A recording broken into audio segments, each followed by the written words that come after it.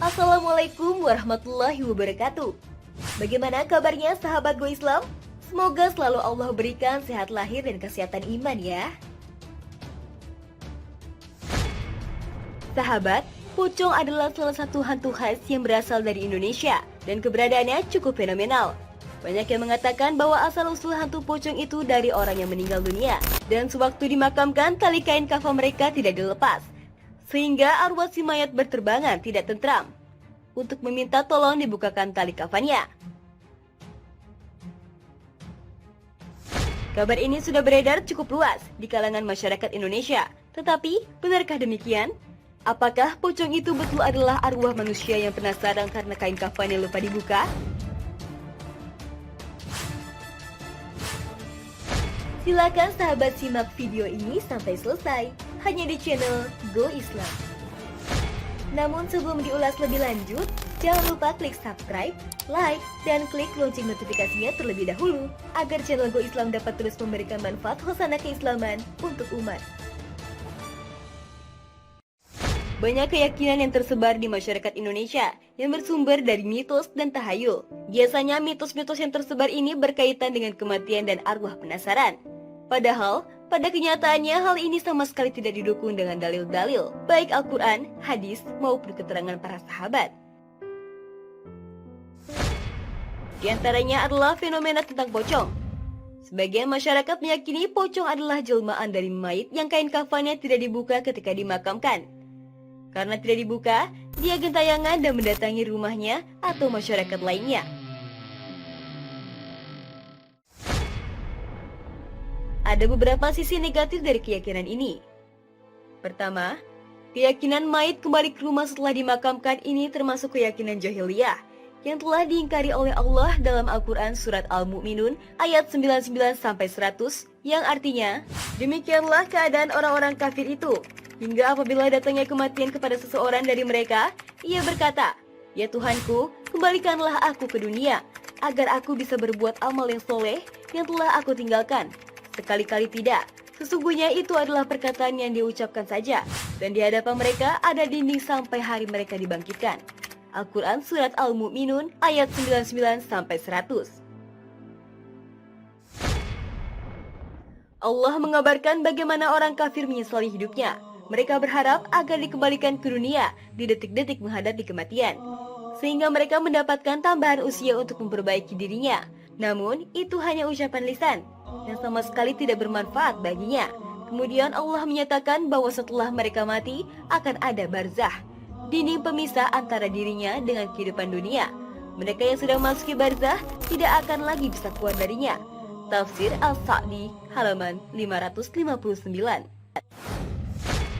Kedua, keyakinan bahwa ruh mayit masih di dunia. Keyakinan ini bertentangan dengan akidah Islam, bahwa orang yang meninggal ruhnya berada di dalam barzah. Pada surat Al-Mu'minun di atas, Allah telah menegaskan bahwa ada barzah, dinding pemisah, antara orang yang telah meninggal dan kehidupan di dunia. Dan itu terjadi sejak mereka meninggal dunia. Selanjutnya, masing-masing sudah sibuk dengan balasan yang Allah berikan kepada mereka. Ruh orang baik berada di tempat yang baik. Sebaliknya, ruh orang yang jelek berada di tempat yang jelek. Dari beberapa dalil di atas, jelaslah sudah bahwa pocong bukanlah berasal dari arwah manusia yang gentayangan karena lupa dilepas kain kafannya. Itu sama sekali tidak benar. Lalu, siapa itu pocong? Pocong adalah jin yang menjelma dan meniru rupa manusia. Karena jin bisa menjelma menjadi makhluk yang lain, sehingga bisa terindra oleh manusia, baik dengan dilihat, didengar, atau diraba. Sebagaimana kisah Abu Hurairah radhiyallahu anhu, bahwa beliau pernah ditugasi Rasulullah Shallallahu Alaihi Wasallam untuk menjaga zakat Ramadan.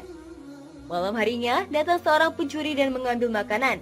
Dia langsung ditangkap oleh Abu Hurairah. Akan aku laporkan kamu ke Rasulullah Shallallahu Alaihi Wasallam. Orang ini pun memelas, minta dilepaskan karena dia sangat membutuhkan dan punya tanggungan keluarga. Dilepaslah pencuri ini. Siang harinya Nabi Shallallahu Alaihi Wasallam bertanya kepada Abu Hurairah tentang kejadian semalam. Setelah diberi laporan, Nabi Shallallahu Alaihi Wasallam bersabda, "Dia dusta, dia akan kembali lagi." Benar, di malam kedua dia datang lagi. Ditangkap Abu Hurairah dan memelas. Kemudian beliau lepas. Malam ketiga dia datang lagi. Kali ini tidak ada ampun. Orang ini pun minta dilepaskan. Lepaskan aku, nanti aku ajari bacaan yang bermanfaat untukmu. Dia mengatakan, jika kamu hendak tidur, bacalah ayat kursi sampai selesai satu ayat. Maka akan ada penjaga dari Allah untukmu dan setan tidak akan mendekatimu sampai pagi. Di pagi harinya, kejadian ini dilaporkan kepada Nabi Shallallahu Alaihi Wasallam. Kemudian beliau bersabda, kali ini dia benar, meskipun aslinya dia pendusta. Hadis riwayat Bukhari 2311. Yang ditangkap oleh Abu Hurairah waktu itu adalah jin yang menjelma menjadi bentuk lain. Sebagaimana jin bisa menjelma seperti anak kecil, jin juga bisa menjelma menjadi makhluk yang lain. Seperti yang diilustrasikan oleh manusia, jin bisa berubah wujud wanita berambut panjang dengan wajah pucat. Kemudian diistilahkan dengan kuntilanak. Bisa juga berbentuk manusia dibalut kain mori putih, kemudian diistilahkan dengan pocong, atau model-model lainnya. Yang jelas semua itu bukan asli mereka, tapi perubahan wujud mereka yang dilaporkan pernah terlihat oleh manusia.